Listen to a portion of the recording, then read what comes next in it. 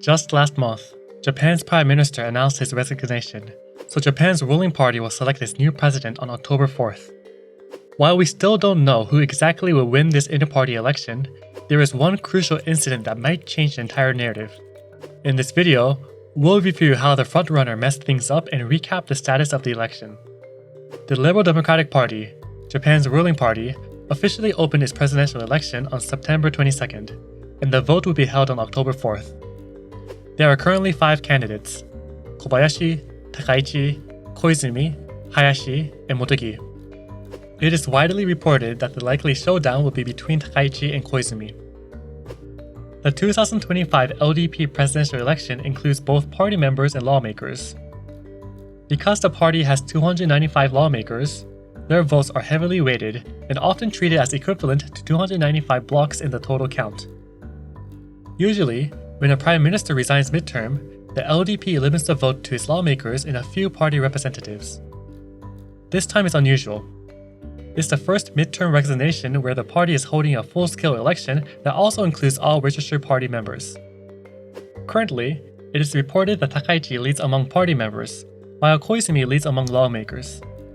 The LDP uses a 2-round system. If no candidate receives a majority in the first round, a runoff occurs between the top 2. Most observers predict that this election will have a second round. Within the LDP, this leadership vote hinges on both ideology and power alliances. Takaichi is expected to appeal to the conservative camp, while Koizumi is more likely to draw support from the moderate or liberal wing. It is clear that the establishment is coming to support Koizumi, so he might have an edge. As the campaign unfolds across debates and online platforms, one of the leading candidates, Shinjiro Koizumi, is facing strong backlash. Early in the campaign, reports emerged that the Koizumi camp engaged in stealth marketing by promoting a candidate under the guise of ordinary voters. The controversy stems from the campaign's advertising manager asking lawmakers and their offices to post favorable comments about Koizumi, disguised as organic praise. It is said that 24 different comment templates were prepared. Some of them directly targeted Takaichi, accusing her of lacking full commitment to conservative ideals, a critique common among Sanseto supporters, or questioning her inability to build political allies.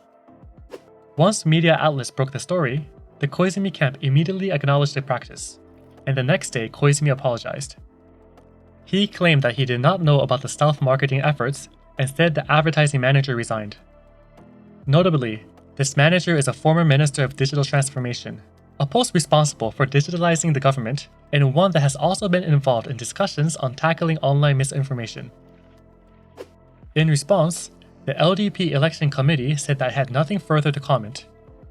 Interestingly, the other candidate campaigns have publicly refrained from harsh criticisms of Koizumi over this issue. Some experts argue that the scandal may not significantly affect the internal LDP vote. Many lawmakers are thought to have already made up their minds, and Koizumi retains a strong backing group. However, this incident is damaging his public image among ordinary citizens. On social media, the term Sosaisen Jitai trended. Koizumi also launched a TikTok account for the campaign, but the comment sections are flooded with negative feedback. And let's also raise a real concern. What if the LDP has done this in past nationwide elections? Koizumi's scandal isn't just about him. It could undermine the entire party's legitimacy. In one recent debate with the creator of 4chan, the first question asked of all candidates was about the stealth marketing scandal. In a past video, I discussed Koizumi's distinctive oratorical style, known as Shinjiro Kobun, which earned him the nickname Minister of Poetry. Critics often say his speeches are florid but lacking substance.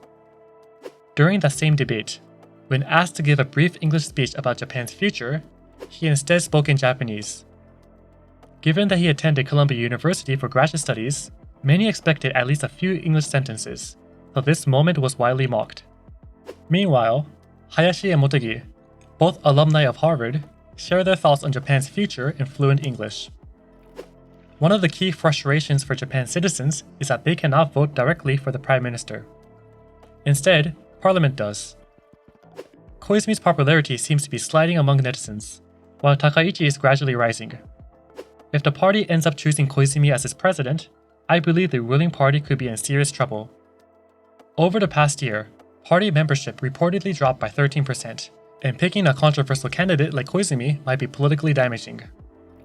But Takaichi has vulnerabilities too. She has made past remarks about visiting Yasukuni Shrine. When she was the Minister of Internal Affairs and Communications, she argued that politically biased news outlets should face censorship. Although she is a conservative, many die-hard conservatives have already shifted toward the Sanseto. Within the LDP, I suspect leadership may resist forming a full coalition with a populist conservative party, meaning that strong conservative factions might remain fragmented in future elections, even as liberals drift further from the LDP base. So here lies the dilemma. The establishment seems to favor Koizumi, but public sentiment appears skeptical of him. On the other hand, citizens seem to prefer Takaichi over Koizumi, but her conservative stance might alienate both die-hard conservatives and liberal moderates. And at the end of the day, public sentiment doesn't really matter because the public doesn't get to vote. Meanwhile, Hayashi is rising as a possible third force with concrete policy proposals. He has a lot of experience, and he is very mainstream. An increasing number of influential LDP lawmakers are backing Hayashi. However, the public might see his platform as a continuation of the previous Kishida and Ishiba administrations, policies that are not especially popular but pragmatic. So even if he is the safest middle candidate, his win may not help the LDP's public standing. That more or less sums up the current situation. We still don't know who will win the October 4th election, but it seems no outcome will fully satisfy the general public. Anyway, what do you think? Is Japan cooked? Let me know in the comments below. If you can't wait for tomorrow's election, you can check out this video on how the previous Prime Minister was ousted or how the ruling party lost its trust among voters. Like the video if you learned something new, and subscribe to learn more about Japanese politics.